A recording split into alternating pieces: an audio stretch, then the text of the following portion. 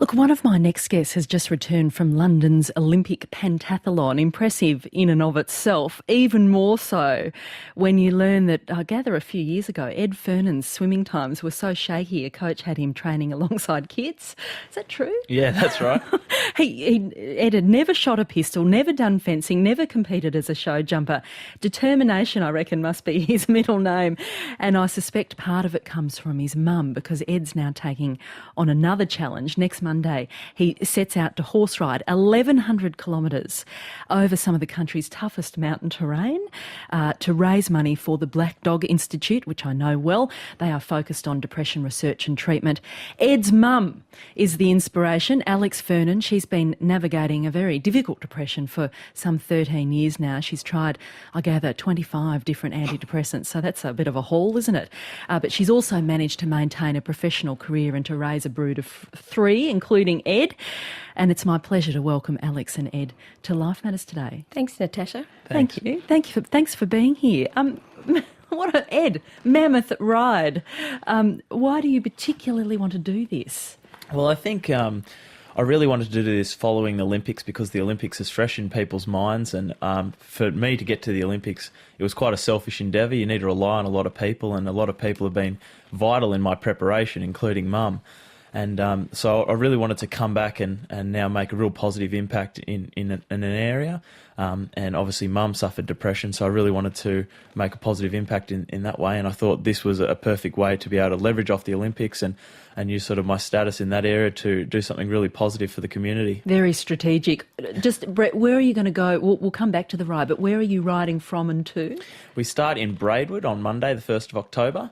And we ride into Canberra, over the Snowy Mountains, through Omeo, Cancoban, and then we finish in Hillsville, just outside of Melbourne, and then end up in Melbourne for the Melbourne Cup. It's going to be beautiful country. Why Braidwood? There's a very particular story here. Yes, well, we're actually following the footsteps of Archer, the Melbourne Cup winner of 1861, the inaugural Melbourne Cup, and 1862. Archer still holds the record for the longest winning margin in the Melbourne Cup, and he supposedly walked to Melbourne to win that inaugural cup. To get to the race. Yes, that's right, and then went on to win it. So that's why we're leaving from Archer's gravesite and obviously sort of going down there to follow those footsteps. Alex, thank you for being here and speaking about this experience, because it's never an easy thing to do, and it's a big decision to do that too. Depression is something that you've occupied. It's occupied you for over a decade now, hasn't it? How did the Black Dog take a grip of you?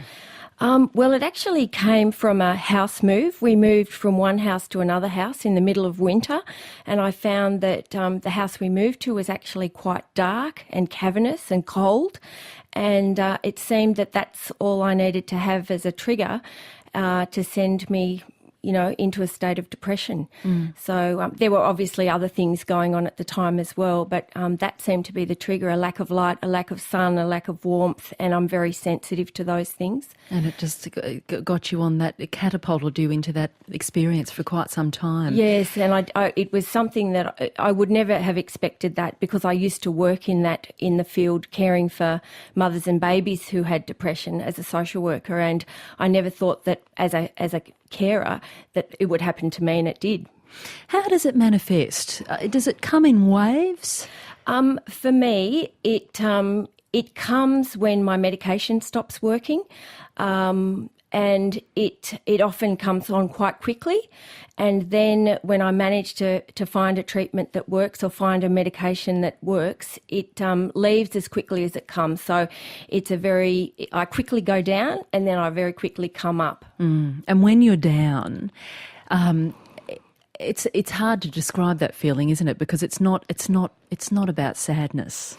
No, it's not. One of the difficult things is you begin to even lose touch with your emotions. So you often can't feel any sadness, you don't feel any joy, and you lose your sense of connectedness to yourself and to other people. There's just no emotion at all, really, and that's what is so tragic. You feel like you've lost your sense of self. So you've been a mother through all this as well, and a partner, a wife.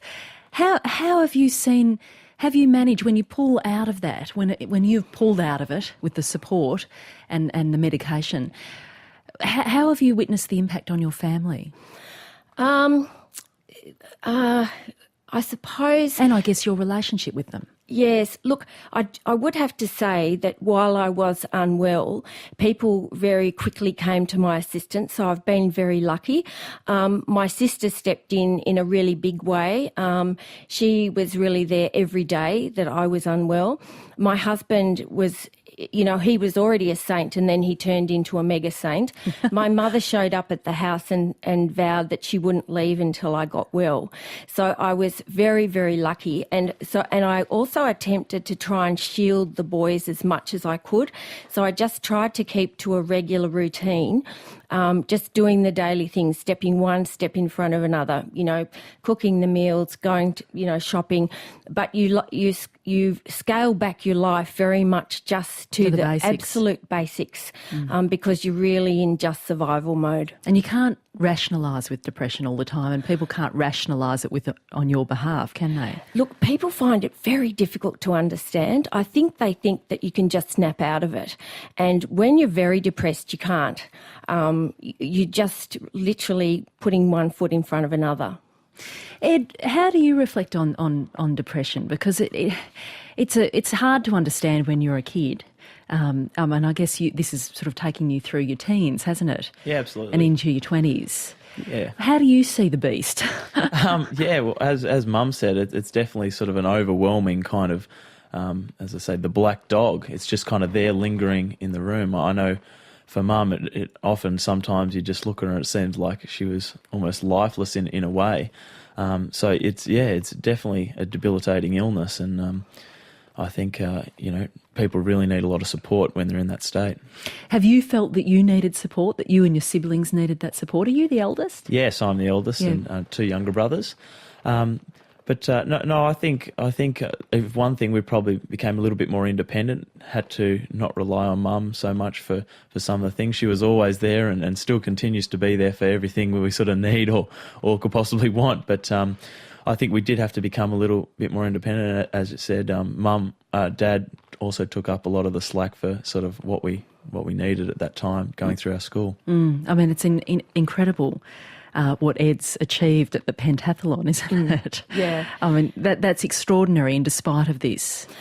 Yes, look, I must say I did work very hard to try and minimise the impact on the boys, and I think Ed did become quite independent at an early age. He was born, though, with this sort of character, this sort of drive and determination, and so he has got that in him. I'll say. And no, he's quite an extraordinary person, really. Eve, I know I'm the mother, and so I can be proud of that. But even if I step back with my psychology hat on, he's a shining example of what we call positive psychology. So he's really achieved a great deal in a very short time. I'm joined by Alex Fernon and Ed Fernon this morning on Life Matters.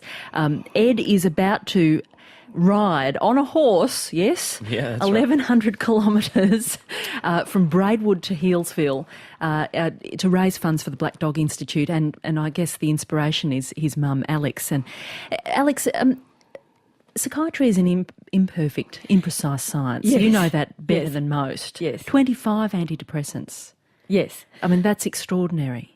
Well, that requires an incredible amount of perseverance and courage, because going on to an antidepressant is not an easy thing, and the side effects can be very serious. You can have nausea, sleepiness, headaches, all sorts of things, and people often are not aware of that.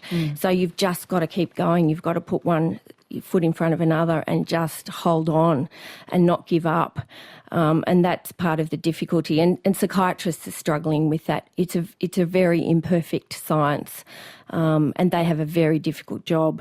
It is an imperfect science, and I think we forget about the toll that can have, that trying those medications and, in a sense, coming to terms with the person you become with when you take them. It's another sort of identity that you have to become acclimatised to. Yes, well, you have to become. When I'm quite unwell, I I have to still like myself, even though I can't really contribute very much when I'm well. I just go into lockdown mode.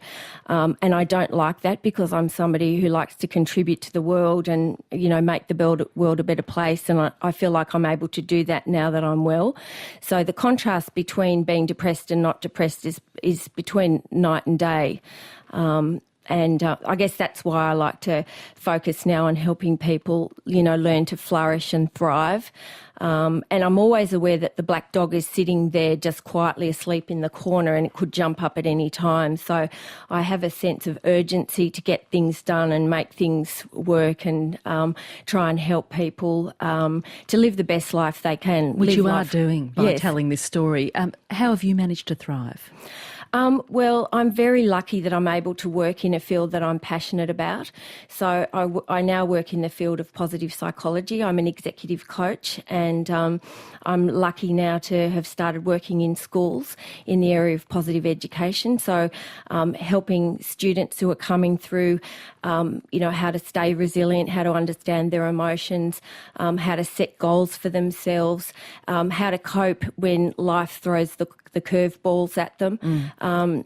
So I'm helping people to really understand who they are and what they need to do to grow and thrive and flourish. And bringing your wealth of experience too, because there's nothing like a lived experience to inform this sort of executive coaching role, I have to say. Ed, who's going to be riding with you? And how are you preparing for this? Yeah. Well, it's a very, very kind of tedious preparation, and obviously I've got the support of a lot of people behind the scenes who have made this basically a successful experience, hopefully.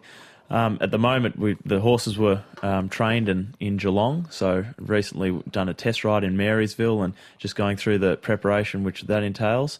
And now they're up in Sydney, so we've got a launch event at St Ignatius College at Riverview on Friday night, and then we're down to Braidwood on Sunday for the start of the ride on Monday. I'm not really sure what I'm getting myself into at this stage. I'm going to be camping along the way? Yeah, we are. We're camping a lot of that, going along the Bicentennial National Trail. So that goes through all sort of the national parks along the way. And it's spring too, so there'll be flowers. Yeah, it'll be absolutely beautiful. But at the same time, we got to hit our number of Ks each day, and obviously there'll be some serious obstacles along the way. But that's all a part of it. A few saddle sores too, I suspect. Yeah, I've got to look into that. They say get the sheepskin or something. I don't know. I'm not a horse rider. Yeah, it was interesting. They said.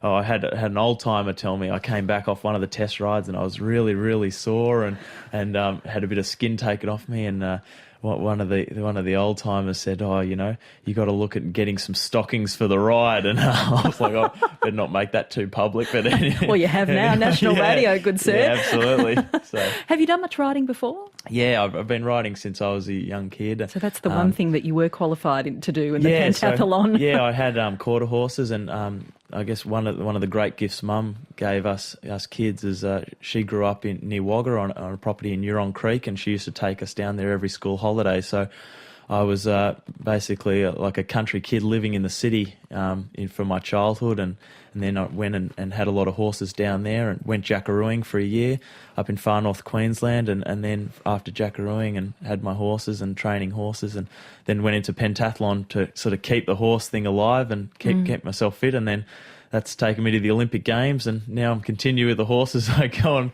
halfway across Australia. What are you going to do after this? I guess get ready for Rio. Oh, unreal. Oh, look, you two, wonderful to have you in the studio, and thank you very much for sharing some of your story. I really appreciate it. Great to hear about the executive coaching work that you're doing too, because it's fantastic. That I just think you bring an insight that few would have to that role, because it's often so gung-ho, that scene, isn't it? Yeah, it is. Whereas actually bringing some nuance from personal experience, very potent. Absolutely. Yeah, terrific. Wonderful to have you join me, Alex Fernon and Ed Fernon. Thank you. Thank you, Natasha. Thank you very much. Stuff. And so we will put on our website how you can sponsor Ed's ride, because you might like to do that. All the money will go towards the Black Dog Institute, which is based at the University of New South Wales from memory, and they are involved in leading research into depression and also clinical work too that make a difference in the lives of people with depression. Ed Fernon and Alex Fernon, get on our website and give them a go. Give Ed some of your sponsorship. Coming up next, we're going to follow up on that story we did last week on babies and sleep.